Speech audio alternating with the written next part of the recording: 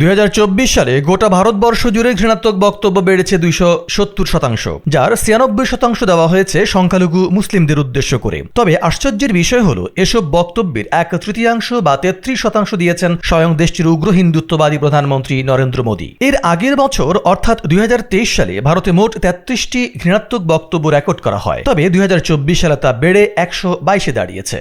সম্প্রতি মুম্বাই ভিত্তিক centre for study of society and secularism থেকে প্রকাশিত প্রতিবেদনে এই তথ্য উঠে এসেছে। প্রতিবেদনে বলা হয়, 122টি ঘৃণাত্মক বক্তব্যের 96% মুসলিমদের বিরুদ্ধে দেওয়া হয়েছে। এসব বক্তব্য দিয়েছেন ভারতের কেন্দ্রীয় মন্ত্রী, পার্লামেন্ট সদস্য, ক্যাবিনেট মিনিস্টার থেকে শুরু করে স্বয়ং প্রধানমন্ত্রী। এছাড়া শিখ ও দলিতদের উদ্দেশ্য করে দেওয়া হয়েছে 0.8% বা 2টি বক্তব্য। প্রতিবেদনে আরও বলা হয়, 2024 সালের সাধারণ নির্বাচন ও বিধানসভা নির্বাচনকে উদ্দেশ্য করে মুসলিমদের বিরুদ্ধে এমন ঘৃণামূলক বক্তব্য প্রচার করেছে উগ্র হিন্দুত্ববাদী প্রার্থীরা, যাতে করে তাদের ভোট ব্যাংক বৃদ্ধি পায়। উল্লেখ্য, মুসলিমদের বিরুদ্ধে দেওয়া এসব ঘৃণামূলক বক্তব্যের মোট 31% এসেছে মহারাষ্ট্র থেকে। এছাড়া উগ্র হিন্দুত্ববাদী যোগী আদিত্যনাথের উত্তরপ্রদেশে 23টি, ঝাড়খণ্ডে 9টি, পশ্চিমবঙ্গে 8টি, আসাম ও বিহারে 7টি ও গুজরাটে 6টি ঘৃণাত্মক বক্তব্যের রেকর্ড করা হয়েছে। বাকি ঘৃণামূলক বক্তব্য এসেছে রাজস্থান, মধ্যপ্রদেশ, পাঞ্জাব, হরিয়ানা, কর্ণাটক, তেলেঙ্গানা, দিল্লি, ভারতের দখলকৃত কাশ্মীর, হিমাচল প্রদেশ ও